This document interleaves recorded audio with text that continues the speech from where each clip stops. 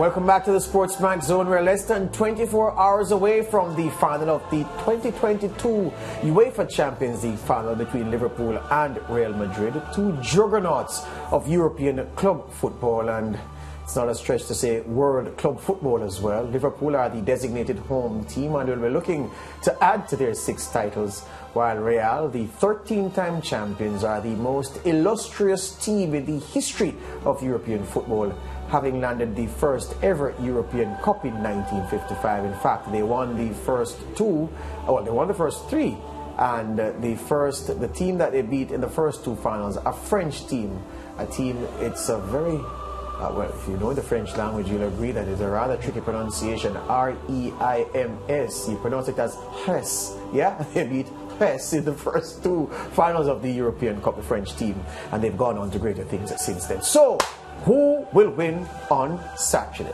Yeah? The good thing for us here in studio is that we have an expert who will tell us precisely who. He's a former TNT international, Brent Sancho, and as I told you, his spaceship touched down in Kingston on Thursday, and yeah, he is here to share his expertise with us. So I'm joined on set by 2 Trinities. Welcome to the SportsMax Zone, Brent.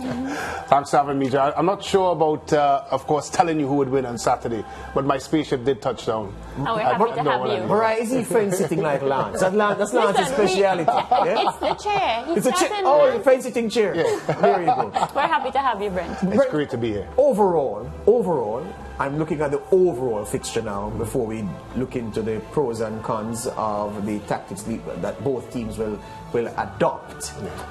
What kind of game are fans to anticipate? I think there's the ingredients is there for a classic. There's no doubt about it. I mean, a lot of us would have said Liverpool certainly would be in the finals this season. Real Madrid, up and down. Not the type of Real Madrid we've known from the past since Cristiano Ronaldo has left. You would not have fancied them to be in the final. That being said, when you look at both rosters, you look at the amount of quality and talent within the squads, match winners within the squads, exciting players, you would think that both teams, from an outsider perspective, would give an entertaining finals. But you know, George, you've been in the business long enough to know that sometimes it doesn't pan out that way. And I do feel there is a side of it tactically that it could be a bit of a stalemate. However, I think that with the ingredients that I just mentioned, I feel we might be in for an instant classic. Yeah, I think we should give Brent a moment to mop his brow, because he's burning up. It's like he's Klopp. It's like he's Klopp or Ancelotti ahead of the final. And yeah, go ahead, Brent. Go ahead. We're buying time for you to get yourself together to continue this analysis. All right, but here's the thing, though. I tend to think that I've said it in the office. Mariah has been spreading some tall tales about me, and I don't know if she'll speak the truth right now, but I can say it now. Really? Yeah? You want to do this right now? Yes. Here's the thing, Brent. Here's the thing. I've said that the game will go 2 ways. One of 2 ways only. Either Liverpool are going to win easily, or Real will edge a tight game. So by saying that, what I mean is this. If it's a tight game, I don't think Liverpool will win. And if it's a game where one of the teams wins easily, Real Madrid won't be the team that wins easily. It will be Liverpool who win easily. I don't know what you think about that. I can live with that. I can live with that, Mariah, because if you look at the way things have panned out, let's go for Real Madrid first. They have done it the hard way, haven't they? Really. But that's over 2 legs. But you would suggest within a 1 game, they still have that capability. They still have that players. What I like about the Real Madrid team is what they have on the bench and the way they can change a game with the personnel that comes off the bench. I think you're right. Once Liverpool is on that front foot and they start to pump goals in, it's very hard to live with them. But those ingredients is what makes tomorrow such a special day. And you're correct, it could go either way. And it's a game where, you hear a lot of Liverpool fans suggesting that they have this one in the bag. But I think it's very, very far from that. I sit here now and I couldn't tell you who I think would win. I couldn't put my head on a block and say, this team is certainly going to win tomorrow. Certainly because of all the various moving parts that we are speaking about that will be part of this game tomorrow. Right, and now that you've said that, it's a good time to ask you about the vulnerabilities of both teams. So I know Liverpool, they're missing key players based on injuries. Do you think that that will be their situation that can cause them to lose the game? Or is it that, you know, they have so many players, so much depth, Brent, that's okay, they won't be affected? No, I think that's a significant part of what is going to happen tomorrow. When you talk about the players that we're questioning, whether it's Virgil van Dijk, whether of course it's Fabinho, and of course Alcantara. I think Alcantara in particular, I think if he misses the game, if he's not 100%, if he's not the Thiago Alcantara that we've seen throughout the season that has made Liverpool tick, I think Liverpool could be in some problems. He is one of the main reasons why they are where they are today. Yeah. So I think if he misses out, then maybe we have a different story. Yeah, and you know, Jurgen Klopp in his press conference, he gave a hint that Thiago Alcantara will have a part to play, but he didn't say, you know, if he starts or what really happens. But let's just say you have a 90% fit Thiago Alcantara. Do you play him? Do you start with him? Yeah, he has to start, and I think that's a good point. 90%. We've had conversations many times about injured players coming back into the team. I think if you're talking 50%, 40%, he can't do the things that he's needed to do. And particularly in the position that he plays, he's expected to pivot, switch points of attack, and of course be his clever self. And if he's injured, if he's not 100%, even if he's not 70%, I think you have a problem, and I really am concerned for that Liverpool lineup. But of course, they mentioned that he didn't train for most of this week. Yeah. That's a big concern going into this one, because he is such a significant part of what is good about Liverpool. And for me, if he doesn't play, again, if he's not 60%, I think Liverpool could be in some problems. So George gave us just now, you know, how he feel it will go with, you know, who will win and how they will win and if they will win. If it goes to penalties too, none of y'all said, George, maybe you could win too. Like, well, who is the better penalty takers? Well, there's none. The standard of penalty taking in world football is at the highest in my lifetime. I'm sure Brent will agree that there was a time when you'd expect a penalty shootout to be 1-3 at best or 3-1. No, it's going to sudden death because the teams are so good, because people are leaving nothing to chance once it's a final. Everybody's practicing taking penalties, and so people know what they have to do, and the standard is high. Here's the thing.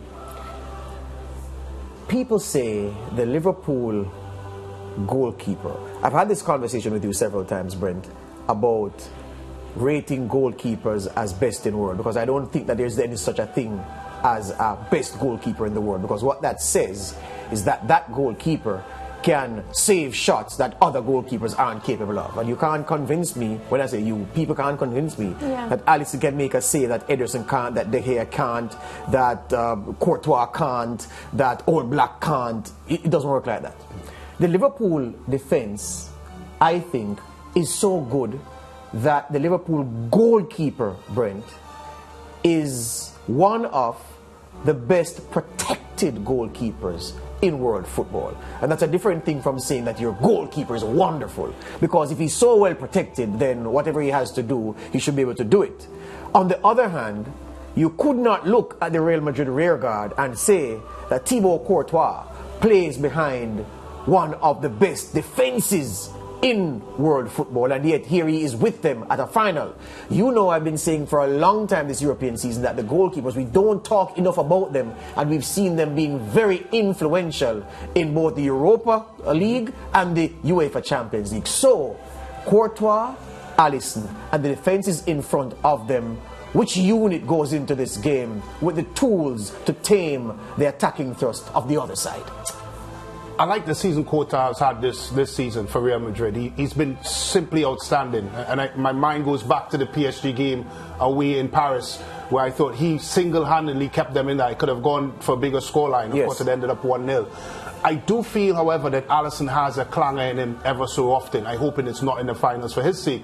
But we've seen it in the past, whether it's a passing error, misjudgment, etc. Or trying to beat the onrushing striker. Exactly. And so if I am asked that question, I would say Real Madrid. Now, I think that's one of the ingredients that I was alluding to at the start of the program. Defensively, I do think that the likes of Van Dijk and Konate, if you use Matip, I think they have their hands full with a Karim Benzema and Vinny Jr. And for me, that's why that question, I lean towards Real Madrid being stronger in that department. I think they're able to cope with what Liverpool has. All respect to Liverpool, but I think on the other side, I do have my question marks, because I think if Benzema is in a 1v1 situation with Joel Matip, there's only one winner in that competition. So for me, I think Real Madrid is more equipped. However, I think overall, I think Liverpool is the better team. Yeah, in the midfield now, I don't know if you'd agree, but if you draw a line from the start of the knockout phase of this Champions League, I don't think, Brent, there's been a game where Toni Kroos has been outstanding.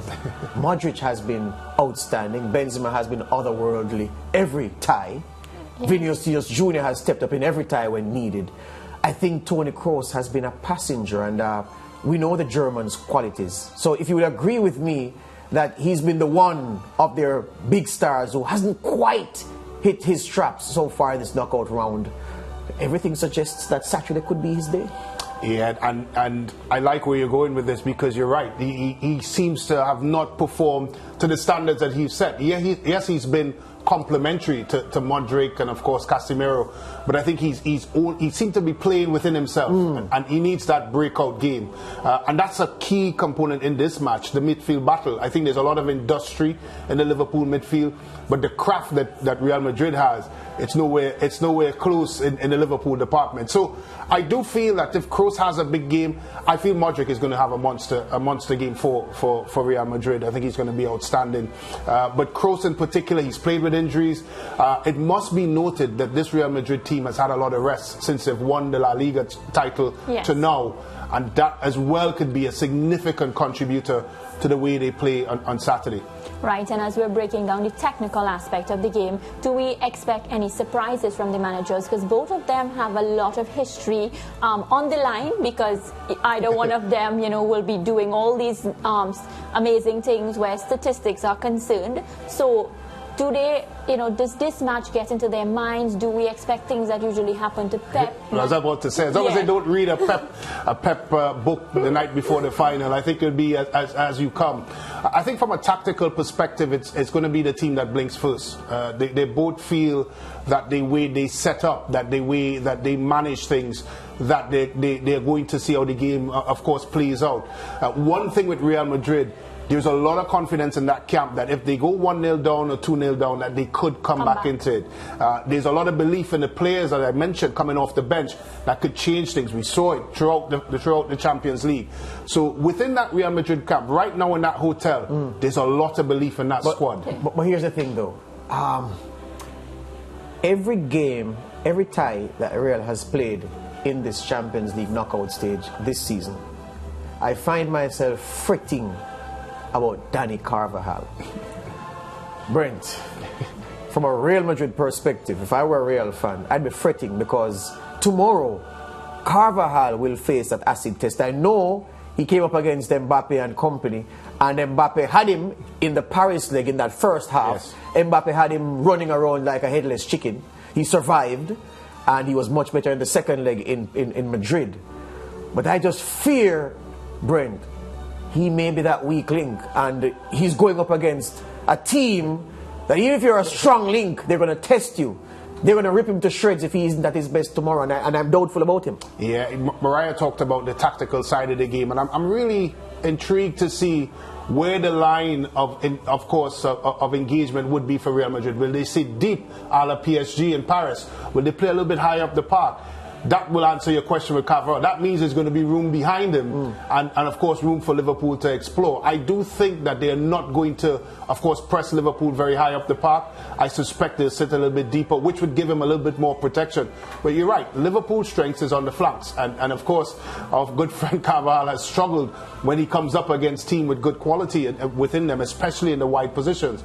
So I think they would play a little bit deeper. I think Real Madrid is very comfortable with Liverpool taking the game to them, because they know what they have from a transitional point of view in Benzema and of course Vinny Jr.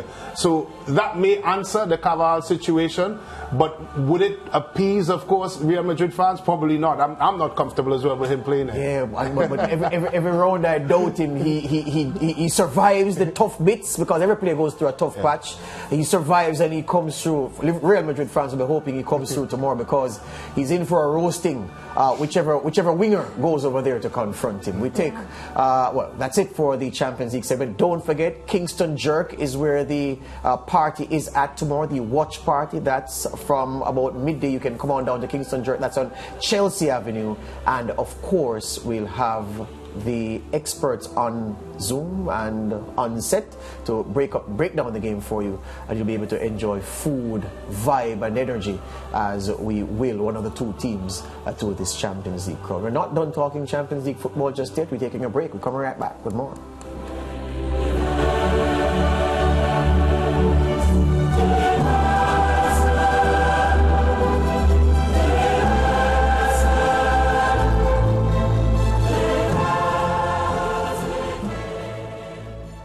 Stay with SportsMax on YouTube and follow us on all social pages for updates, news and entertainment.